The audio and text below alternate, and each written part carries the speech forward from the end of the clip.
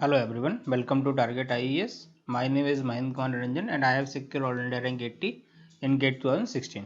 हम लोग क्या पढ़ रहे हैं? कंट्रोल सिस्टम पढ़ रहे हैं और ये कंट्रोल सिस्टम का कौन सा लेक्चर है? लेक्चर 5 है। तो लेक्चर 4 में हम लोग क्या पढ़ चुके हैं? लेक्चर 4 में हम लोग देख चुके हैं कि सिग्नल फ्लो ग्राफ क्या होता है एंड सिग्नल फ्लो ग्राफ से ट्रांसफर फंक्शन कैसे निकालना है, कौन से फॉर्मूला का यूज करना है, मेसन गेन फॉर्मूला का यूज करना है। और क्या फॉर्मूला होता है? Transfer function equal to summation of k equal to 1 to n P k delta k divided by delta, जिसमें से पी के क्या था? पी के क्या है? Forward path gain. डेल्टा के क्या है? 1 minus loop gain which are not touching this forward path, यानी कि जिस फॉरवर्ड पाथ का गेन हम निकाल रहे हैं उससे जो लूप टच नहीं है उसको 1 माइनस करना है और उससे मल्टीप्लाई कर देना है। और डेल्टा क्या है? डेल्टा क्या है? जो पूरा ग्राफ दिया है उसका क्या है? डिटर्मिनेंट है। डिटर्मिनेंट निकालना मतलब क्या होता है? डेल्टा का formula 1 minus sum of all individual loop plus sum of all two non touching individual loop minus sum of all 3 non touching loop. तो ऐसे करते जाना है। और इसमें साइन कैसा? एक नेगेटिव एक पॉजिटिव, अगला नेगेटिव फिर अगला पॉजिटिव। तो इस साइड से इस टाइप से ट्रांसफर फंक्शन आ जाएगा। उसके बाद हमने इसके न्यूमेरिकल देखे थे कि अगर सिग्नल फ्लो ग्राफ दिया है इस टाइप का एंड इधर एक लूप बना दिया, ये मेरा ट्रांसफर, ये फॉरवर्ड पाथ हो गया, ये आउटपुट नोड हो गया सी एंड ये इनपुट नोड आर हो गया। तो ट्रांसफर फंक्शन कैसे निकालना है वो हमने देख लिया था। आज हम लोग क्या पढ़ने वाले हैं? आज हम लोग ब्लॉक डायग्राम दिया होगा उसको मेसन्स गेन फॉर्मूला से कैसे सॉल्व करेंगे और डायरेक्टली ट्रांसफर फंक्शन निकाल लेंगे without block diagram reduction technique. यानी कि कोई एक ब्लॉक डायग्राम दिए रहेंगे, उसको ट्रांसफर फंक्शन निकालना है। ये आउटपुट हो गया, ये इनपुट हो गया, ये आउटपुट हो गया, और इसको एसएफजी से कैसे करना है? एसएफजी मतलब सिग्नल फ्लो ग्राफ से। उसके बाद हम लोग क्या देखेंगे?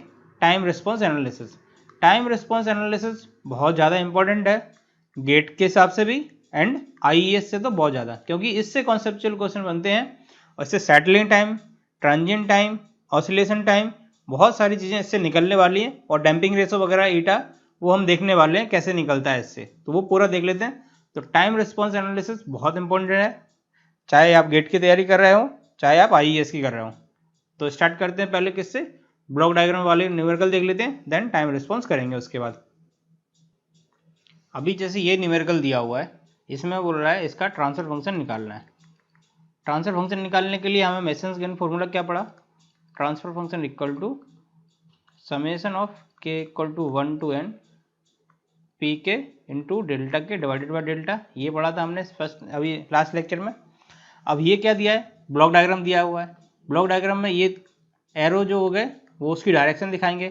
तो आप लोग नोट्स की टेंशन मत करना, नोट्स हम लोग प्रोवाइड कर देंगे, आप बस समझ लीजिए। अभी नोट्स आपको चाहिए तो आपको मेल कर देंगे, आप कमेंट के द्वारा बता देना कि नोट्स चाहिए तो मेल कर देंगे। तो क्या है? ये देखो, यहाँ से ये इनपुट हो गया एंड ये आउटपुट हो गया। यहाँ से स्टार्ट हुआ, ये समिंग पॉइंट आ गया, डायरेक्शन क्या जा रही? ये जा रही है। तो एक फॉरवर्ड पाथ ये हो गया, यानी कि फॉरवर्ड पाथ कितना हो गया? एक तो ये हो गया, तो कौन कौन सा हो गया? G1, G2, G3, ये फॉरवर्ड पाथ हो गया। दूसरा फॉरवर्ड पाथ कौन सा हो गया? G1, G4, और ये आउटपुट में आ गया। तो सेकंड कौन सा हो गया? G1, G4। उसके अलावा कोई फॉरवर्ड पाथ है क्या? नहीं है, क्योंकि ये तो दोनों लूप हैं। और लूप, अब दो फॉरवर्ड पाथ आ गए मेरे। अब लूप देख लेते हैं, लूप कितने आ रहा है? L1 इक्वल टू, ये L1 हो गया G2 H1, नेगेटिव में आएगा क्योंकि नेगेटिव फीडबैक है, तो ये नेगेटिव में आ गया।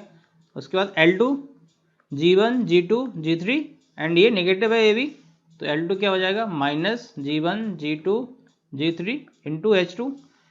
थर्ड लूप कौन सा बनेगा? थर्ड लूप यहाँ से स्टार्ट किया, ऐसे गए और ये गए इधर, ये वाला लूप बिगर लूप जो हो जाएगा। तो इसकी वैल्यू क्या हो जाएगी? L3 इक्वल टू, ये भी नेगेटिव में आएगा क्योंकि इसमें भी नेगेटिव लगा हुआ है, तो G1 G4 and H2 negative में। तो 3 लूप बन गए। अब ट्रांसफर फंक्शन क्या होता है?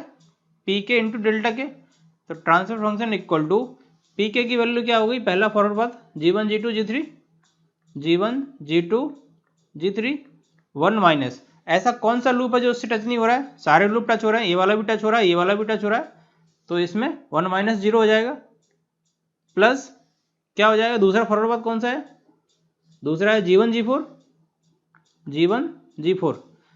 अब इसमें कौन सा वाला टच नहीं हो रहा है लूप, इसमें ये देखो इधर से गए, ये वाला जो लूप है इनर लूप, वो वाला टच नहीं हो रहा है, तो क्या हो जाएगा 1 माइनस माइनस माइनस क्या हो जाएगा प्लस, क्योंकि इसकी वैल्यू माइनस में है, प्लस H1 G2।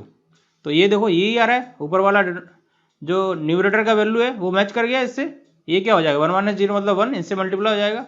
अब डेल्टा की वैल्यू निकाल लेते हैं, यानी कि नीचे की वैल्यू चाहिए हमको बस ये वाली, अब इसको मिला लेते हैं, क्या होगा, डेल्टा इक्वल टू क्या था 1 माइनस इंडिविजुअल लूप गेन। तो इंडिविजुअल लूप गेन कितना है, पहला ये है, दूसरा ये है, तीसरा ये है, तो तीनों में माइनस है, तीनों प्लस हो जाएंगे, 1 plus G2 H1 plus G1 G2 G3 H2, ये वैल्यू लिख रहे हैं हम लोग, और थर्ड क्या है ये है plus G1 G4 H3।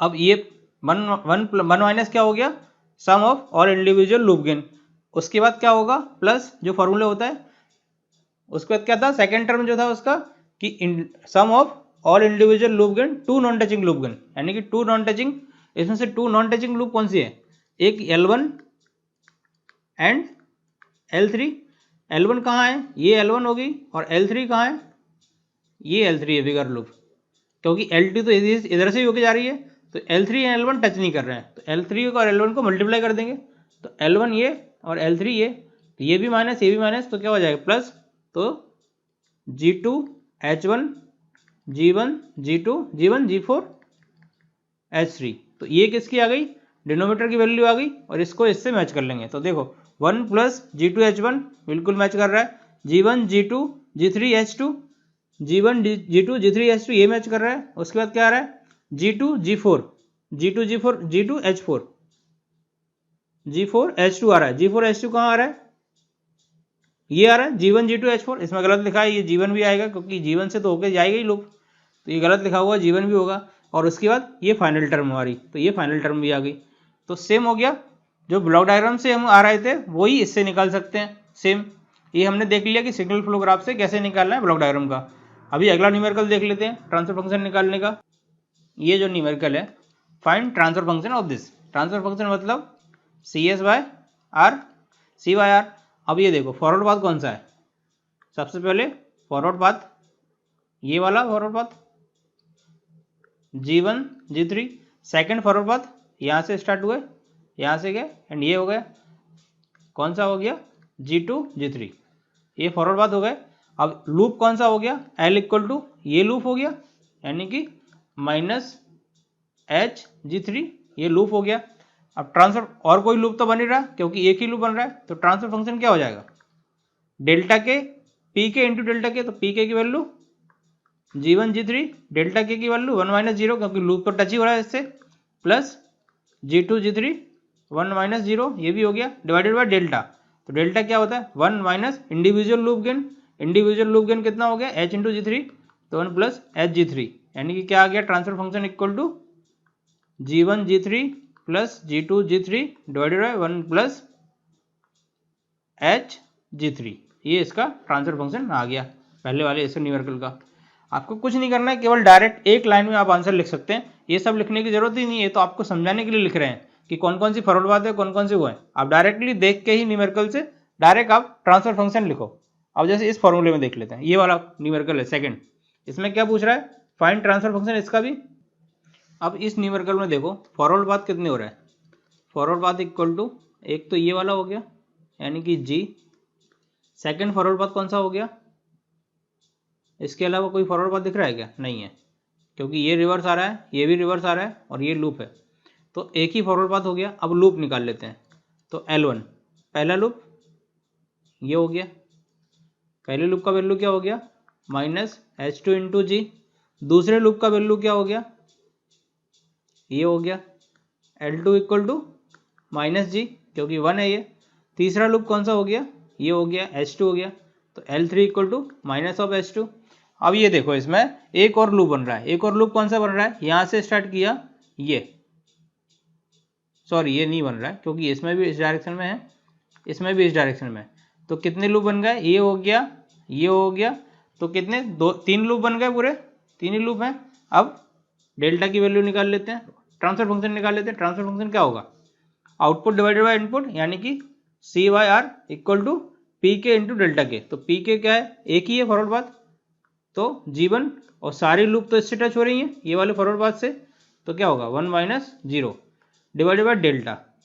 Delta क्या हो गया, delta equal to 1 minus individual loop gain. तो 1 माइनस होगा तो ये तीनों माइनस में तो प्लस हो जाएंगे, तो इंडिविजुअल लूप गेन कितना हो गया, G plus H2 plus H2G, ये हो गया। उसके बाद प्लस 2 नॉन टचिंग लूप।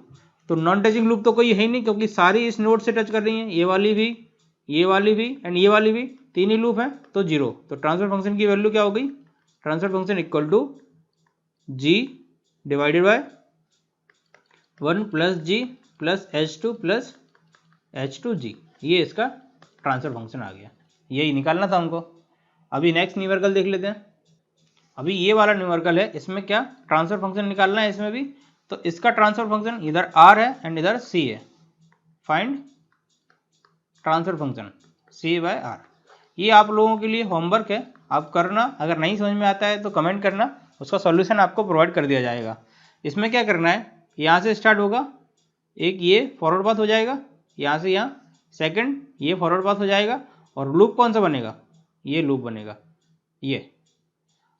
ये लूप मत बना देना एक कोई भी कि यहाँ से स्टार्ट किया, ऐसे गए, ऐसे ऐसे। ये वाला लूप क्यों नहीं बनेगा, क्योंकि इसका डायरेक्शन ये इधर है, तो ये जरूर याद रखना। तो कितना, एक ही लूप बनेगा। लूप इसमें कितना आएगा, 1 आएगा, और फॉरवर्ड पाथ कितने होंगे, एक ये फॉरवर्ड पाथ, ये 2 फॉरवर्ड पाथ। तो फॉरवर्ड पाथ कितने हो गए, 2। आप लोग अब बाकी सॉल्व कर लेना कि कैसे आएगा इसका ट्रांसफर फंक्शन, वो मैच कर लेना, ये ऑप्शन दिए हुए हैं 1 2 3, इससे मैच कर लेना कि कौन सा आएगा ट्रांसफर फंक्शन। अब हम लोग क्या देख लेते हैं, हम लोग देख लेते हैं time response analysis. Time response analysis बहुत ज़्यादा इंपॉर्टेंट है, गेट के हिसाब से चाहे आईएएस के हिसाब से, जिसकी भी आप तैयारी कर रहे हो, बहुत ज़्यादा इंपॉर्टेंट है। गेट में भी 4 मार्क्स के अप्रॉक्स आता है एंड आईएएस में तो 10 मार्क्स के अप्रॉक्स आता है। कभी कभी 10 का आता है, कभी 5 का भी आता है, कभी 7 का भी आता है। इसमें कॉन्सेप्चुअल क्वेश्चन बनते हैं कि टाइम रिस्पॉन्स कितना होगा, ट्रांजिएंट टाइम कितना होगा, स्टडी स्टेट टाइम कितना होगा, सेटलिंग टाइम कितना होगा, डैम्पिंग टाइम कितना होगा, डैम्पिंग रेशो क्या होगा। बहुत सारी चीज़ें इसमें पूछी जाती हैं गेट में और आईएएस में, और कॉन्सेप्चुअल क्वेश्चन आते हैं आईएएस में, थ्योरेटिकल क्वेश्चन जो आप लोगों को अभी समझना है। आप समझेंगे तो सारे क्वेश्चन बन जाएंगे आपसे। तो स्टार्ट करते हैं टाइम रिस्पॉन्स एनालिसिस। एक क्या होता है, किस लिए करते हैं, वो देख लेते हैं। पर्पस क्या है इसका, to evaluate performance of the system with respect to time, यानी कि सिस्टम का क्या परफॉर्मेंस है टाइम के हिसाब से, उसको जस्टिफाई या इवेल्युएट करने के लिए किस टाइप का उसका ग्राफ बनेगा, किस टाइप से वो रन करेगा, किस टाइप से उसका रिस्पॉन्स आएगा। रिस्पॉन्स का एनालिसिस करने के लिए हम लोग क्या पढ़ते हैं, टाइम डोमेन एनालिसिस। अब टाइम रिस्पॉन्स क्या होता है, time response, if the response of the system varies with respect to time then it is called time response. यानी कि उसका कोई रिस्पॉन्स है जो टाइम के हिसाब से, इधर टाइम एक्सेस दिया है, इधर कुछ भी वोल्टेज दिया है, स्पीड दिया है, कुछ भी दिया हो, तो वो टाइम के हिसाब से वेरी करे तो उसको क्या बोलते हैं, टाइम रिस्पॉन्स बोलते हैं। टोटल रिस्पॉन्स किसी भी सिस्टम का क्या होता है, 2 होता है, एक तो transient plus steady state. Transient, अगर कोई आपको डिफरेंशियल इक्वेशन दिया हुआ है dx/dt plus x equal to v क्या है, इसमें कांस्टेंट है या सोर्स है, तो इसका जो रिस्पॉन्स होगा वो क्या होगा, डिफरेंशियल इक्वेशन के हिसाब से CF प्लस PI होगा। और CF क्या होता है, ट्रांजिएंट, एंड PI क्या होता है, स्टडी स्टेट। CF ट्रांजिएंट भी बोलते हैं इसको, सोर्स फ्री भी बोलते हैं, source free response. Source free response मतलब जो सोर्स लगाया है, इनपुट लगाया है, उसको क्या कर दो, 0 कर दो, तो क्या हो जाएगा, ये सोर्स फ्री रिस्पॉन्स हो जाएगा। तो ये हम लोग मैथमेटिक्स में ऑलरेडी पढ़ चुके हैं कि डिफरेंशियल इक्वेशन है, उसका सॉल्यूशन क्या होता है, CF प्लस PI होता है, और PI क्या होता है, स्टडी स्टेट, एंड CF क्या होता है, ट्रांजिएंट। तो अब हमको क्या पढ़ना है, इधर टाइम डोमेन पढ़ना है। तो टाइम डोमेन में हम क्या पढ़ेंगे, उसका टाइम का रिस्पॉन्स क्या होगा, transient response plus steady state response. तो वो देख लेते हैं ट्रांजिएंट रिस्पॉन्स क्या होता है पहले, देन स्टडी स्टेट पढ़ लेंगे। तो अभी हमने क्या देख लिया, टाइम रिस्पॉन्स में क्या होता है, एक ट्रांजिएंट रिस्पॉन्स रहता है प्लस स्टडी स्टेट रिस्पॉन्स रहता है। तो ट्रांजिएंट एंड स्टडी स्टेट में डिफरेंस क्या होता है, जैसे किसी का आउटपुट ये दिया हुआ है, आउटपुट यानी कि स्पीड है और वो टाइम के साथ वेरी कर रहा है, ये टाइम है, तो इसका रिस्पॉन्स इस टाइप का है, ये आ रहा है, ये आ रहा है। तो यहाँ पर जाके क्या हो रहा है, ये कांस्टेंट हो गया इस वैल्यू पे, कुछ समथिंग एक्स वैल्यू है। तो इसका स्टडी स्टेट वैल्यू क्या हो गया, मतलब टी इक्वल टू इन्फिनिटी पे कितना आएगा value, t equal to infinity पे एक्स आएगा, जो कि एक फिक्स क्वांटिटी हो जाएगा। जहाँ से ये इंक्रीजिंग कर रहा है, इंक्रीजिंग कर रहा है या डिक्रीज कर रहा है, जब तक ये स्टेबल नहीं हो रहा है तब तक क्या हो गया, वो पीरियड हो गया ट्रांजिएंट हो गया। और जब ये स्टेबल हो गया वो क्या हो गया, स्टडी स्टेट रिस्पॉन्स हो गया। तो ये ट्रांजिएंट रिस्पॉन्स कितना हो गया, इतना ट्रांजिएंट हो गया, एंड ये अदर जो हो गया वो स्टडी स्टेट हो गया। किस पे डिफाइन किया, किस बेसिस पे डिफाइन किया, स्टडी स्टेट की वैल्यू जो है उस तक पहुंचने में उसको जितना टाइम लग रहा है वो टाइम टी, और जो उसका रिस्पॉन्स है उस टाइम में वो क्या हो गया, ट्रांजिएंट रिस्पॉन्स हो गया। एंड स्टडी स्टेट रिस्पॉन्स क्या हो गया, वो अपनी जब हाईएस्ट वैल्यू तक पहुंच गया, स्टडी स्टेट वैल्यू तक, वो क्या हो गया, उसका स्टडी स्टेट रिस्पॉन्स हो गया। तो कोई एक फंक्शन दिया है, उससे हम कैसे पता लगाएंगे कौन सी टर्म मेरा ट्रांजिएंट रिस्पॉन्स की है एंड कौन सी टर्म मेरी स्टडी स्टेट रिस्पॉन्स की है। तो देख लेते हैं। इसमें क्या है कि एक सिस्टम दिया है जिसका रिस्पॉन्स इस टाइप में दिया है टाइम के रिस्पॉन्स में। अब सी ऑफ टी हमने क्या देख लिया, सी ऑफ टी इक्वल टू होगा transient response plus steady state response. अब ट्रांजिएंट और स्टडी स्टेट को आइडेंटिफाई करने के लिए क्या करना पड़ेगा, अगर कोई भी एक फंक्शन है एक्सपोनेंशियल डिकेइंग है, डिकेइंग मतलब स्टडी स्टेट में उसकी वैल्यू क्या हो जाएगी, टी इक्वल टू इन्फिनिटी पर उसकी वैल्यू जीरो हो जाएगी एक्सपोनेंशियल डिकेइंग फंक्शन का। तो जो भी टर्म एक्सपोनेंशियल का होगा वो इन्फिनिटी पे जाके क्या हो जाएगा, जीरो, इन्फिनिटी पे जाके जीरो हो जाएगा, मतलब वो कौन सा रिस्पॉन्स हो गया, वो केवल ट्रांजिएंट रिस्पॉन्स में रहेगा। स्टडी स्टेट में जाके क्या हो रहा है, जीरो हो रहा है। ट्रांजिएंट रिस्पॉन्स क्या होता है कि जब तक वो फंक्शन वेरी कर रहा है रिस्पॉन्स उसका, तब तक क्या हो गया ट्रांजिएंट, एक बार फिक्स हो गया तो वो स्टडी स्टेट। तो जो भी एक्सपोनेंशियल टर्म होगा वो क्या हो जाएगा, जीरो, क्योंकि वो कहाँ जा रहा है, जीरो पे जा रहा है स्टडी स्टेट में। तो जो एक्सपोनेंशियल टर्म हो गया वो क्या दिखाता है, एक्सपोनेंशियल केवल ट्रांजिएंट एनालिसिस में रहता है, स्टडी स्टेट में क्या हो जाएगा, जीरो हो जाएगा। अब जैसे साइन का फंक्शन है, साइन का फंक्शन किस टाइप का रहता है, साइन ये रहेगा, ये कभी जीरो होगा क्या, नहीं होगा, क्योंकि इसकी वैल्यू हमेशा चलती रहेगी। इसका जो एम्पलीट्यूड है वो कांस्टेंट रहेगा Vm। अगर मैं इसी को e⁻−at से मल्टीप्लाई कर दूं तब इसका रिस्पॉन्स क्या हो जाएगा, e⁻at ये हो गया। तो साइन इस टाइप से डिके होता जाएगा क्योंकि मल्टीप्लाई कर रहा है, तो ये स्टडी स्टेट पे जाके इसकी भी वैल्यू जीरो हो जाएगी।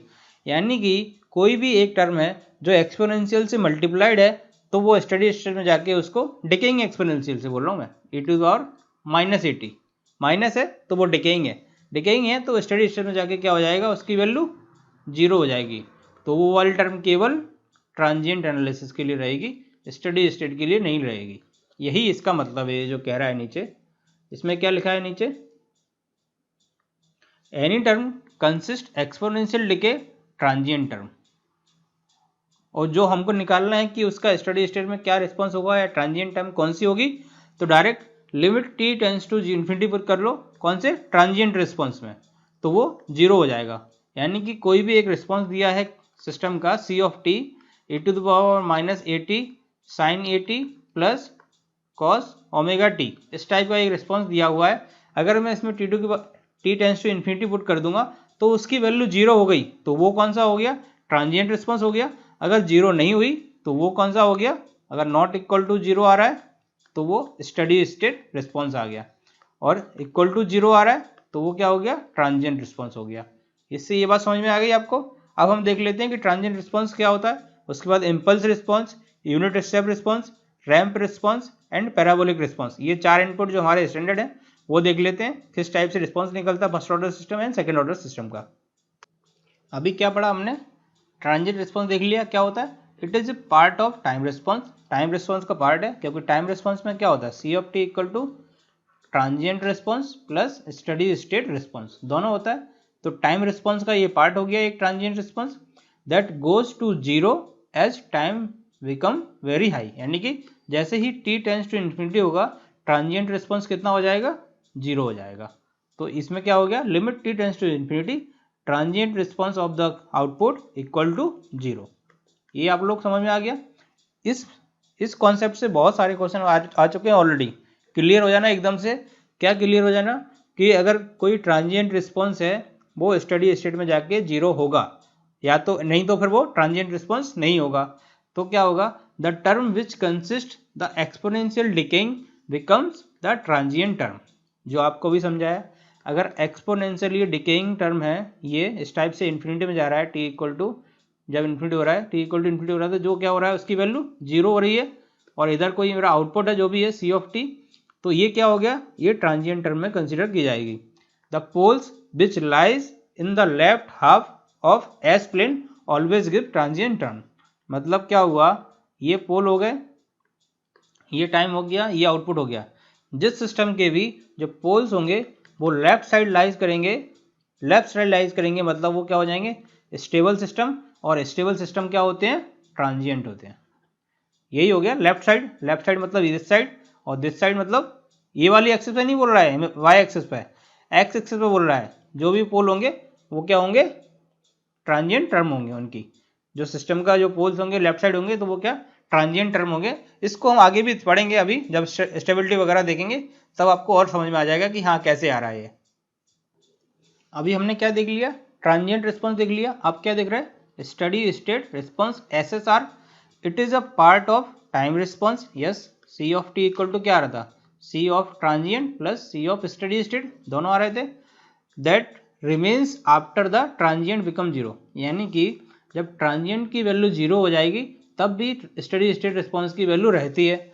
The poles which are lies on imaginary axis और right half of s plane, यानी कि कोई ये एस प्लेन है जिसमें ये एस की वैल्यू, अगर ये इसके पोल्स यहाँ पर लाई कर रहे हैं या राइट साइड लाई कर रहे हैं तो वो क्या हो जाएंगे, स्टडी स्टेट हो जाएंगे।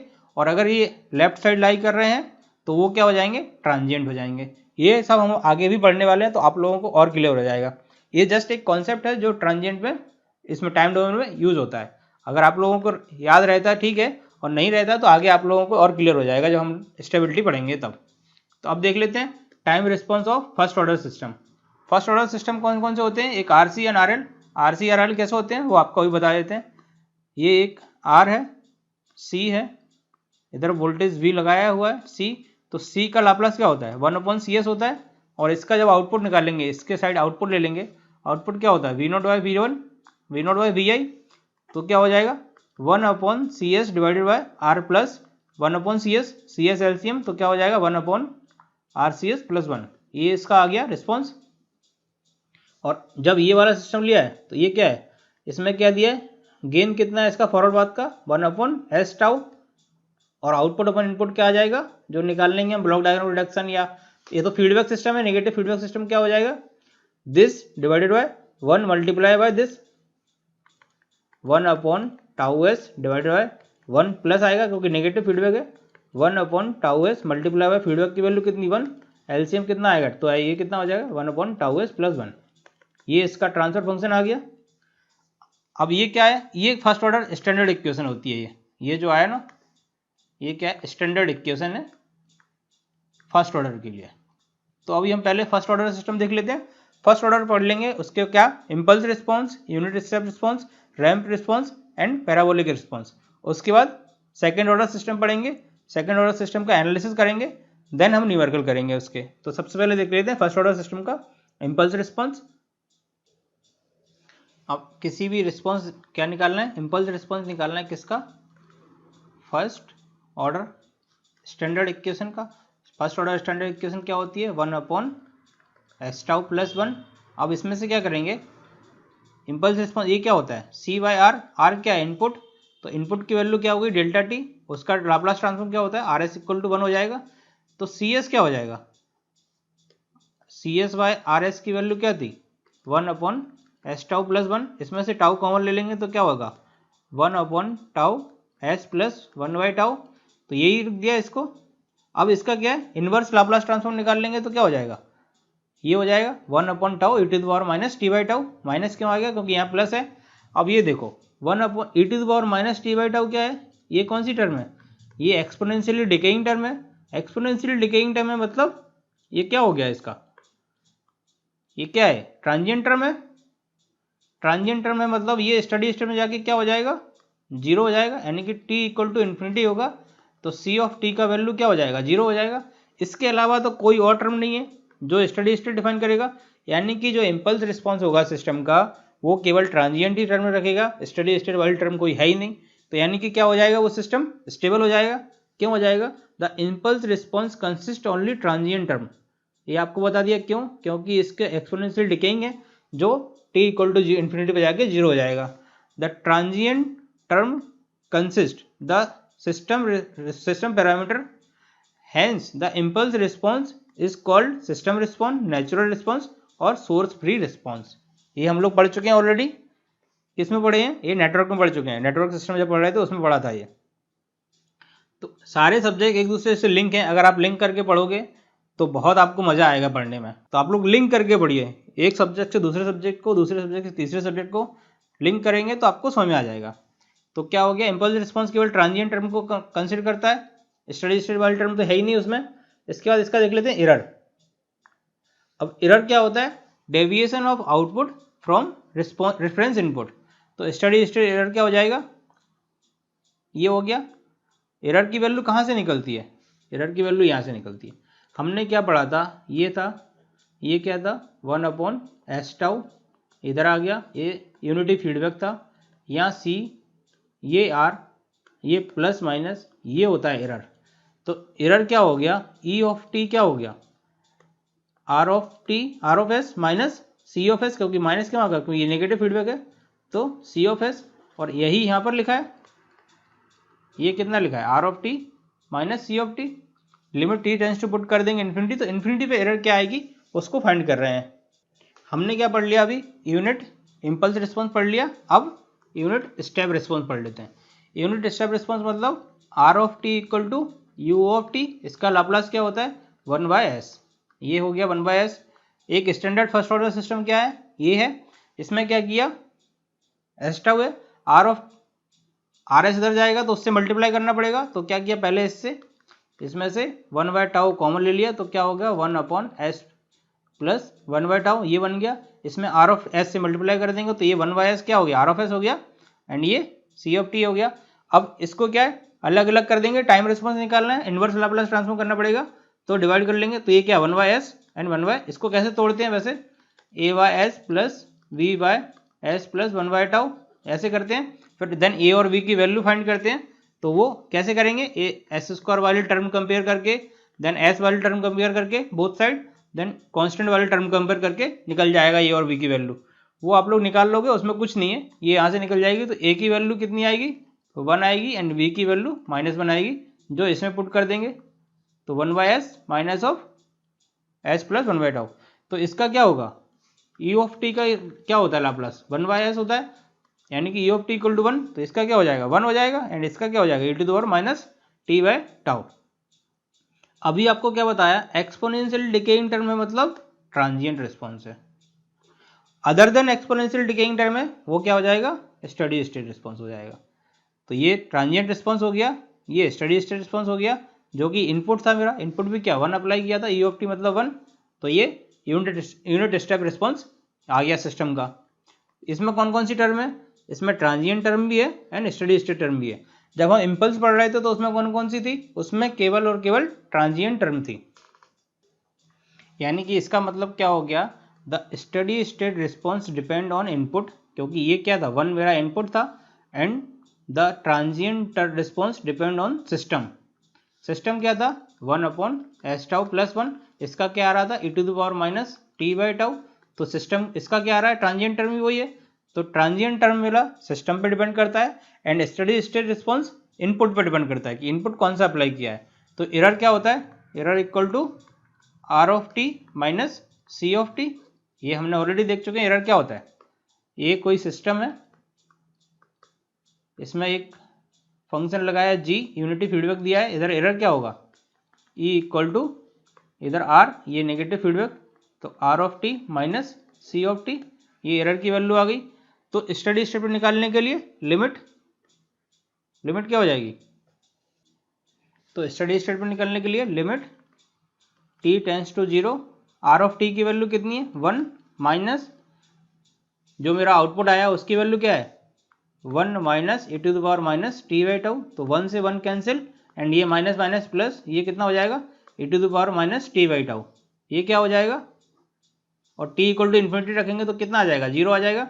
यानी कि आउटपुट ट्रैक्स द इनपुट, यानी कि कोई उसमें डेविएशन नहीं हो रहा है, जो मुझे आउटपुट डिजायर्ड था वही मिल रहा है। किसके केस में? यूनिट स्टेप के केस में।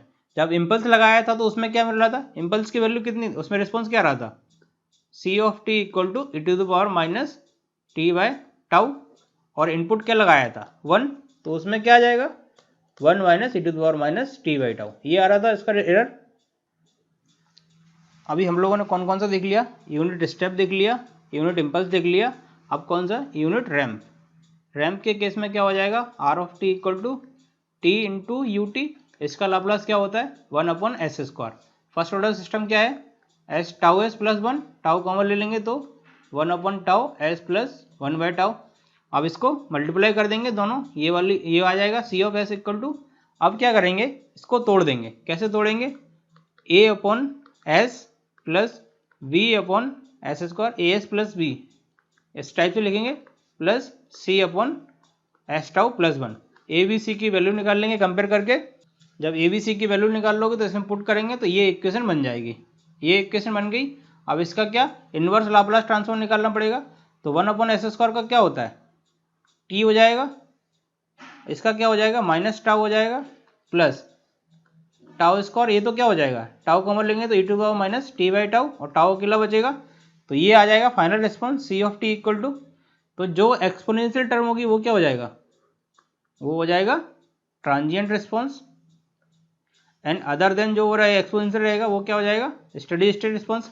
तो अब इसके केस में एरर निकाल लेंगे, एरर क्या होता है are of t minus C of t, तो एरर की वैल्यू पुट कर देंगे तो क्या हो जाएगा limit t tends to infinity r of t minus C of t, r of t की वैल्यू क्या है t minus C of t की वैल्यू क्या है this minus t plus tau minus tau e to the power minus t by tau, तो minus t से ये cut गया तो क्या आ गया tau e to the power minus t by tau. अब टी इक्वल टू क्या इन्फिनिटी पुट कर देंगे तो ये वैल्यू क्या हो जाएगी 0, यानी कि टाउ बचेगा।